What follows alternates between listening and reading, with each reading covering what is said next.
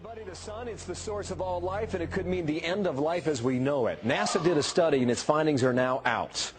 We're not talking about global warming, a brand new government study on the very real destructive threat of solar storms.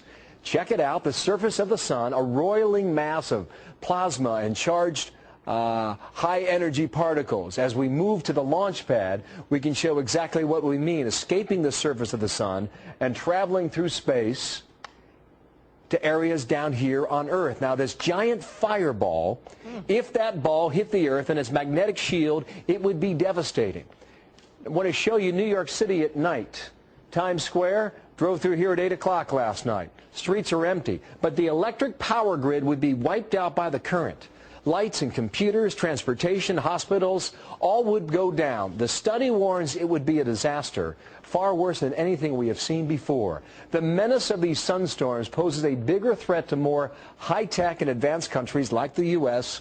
Everything from our sewage systems to our Wall Street banks operate with our power grid.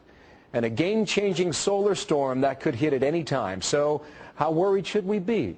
Sounds like we should be. Michio Kaku is an astrophysicist and author of The Physics of the Impossible. Sir, good morning to you. Welcome back here. Glad to be on your show. Now, what I'm reading here scares me to death. Should I be that way? That's right. We're talking about a potential Katrina from outer space. Katrina caused about $100 billion in property damage. And unless we begin to make efforts now to reinforce our satellites and power grid, we could have something maybe 10 times bigger than Katrina, because we're talking about the loss of all electricity and all satellite activity. We'd be thrown 100 years back into the past. Michio, has this happened before? In 1859, we had a humongous storm that wiped out telegraph poles, and we tried to then estimate what kind of power could do that. And we now realize that we are very young in the space age. If something like the 1859 storm hit again, it would literally paralyze all the United States, not just for a day or an hour, but for months to years. Transformers would short circuit and burn out. Satellites would be fried to a crisp.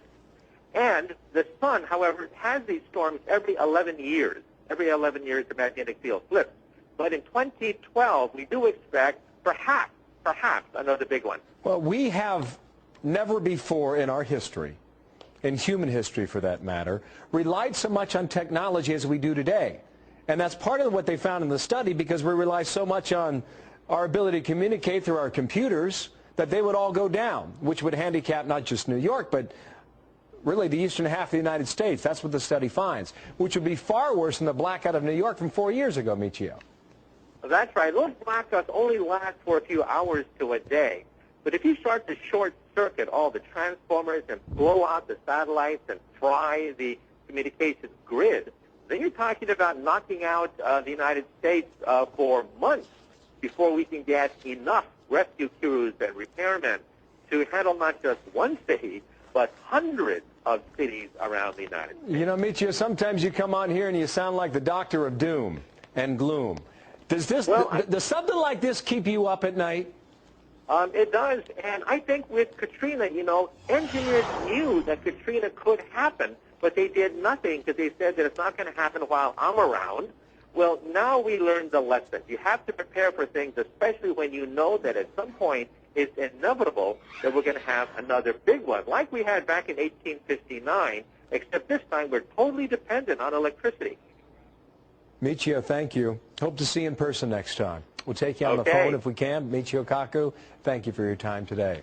1859. I mean, we're going back 150 years on that, Megan. Now he's wondering about 2012. Watch for this story.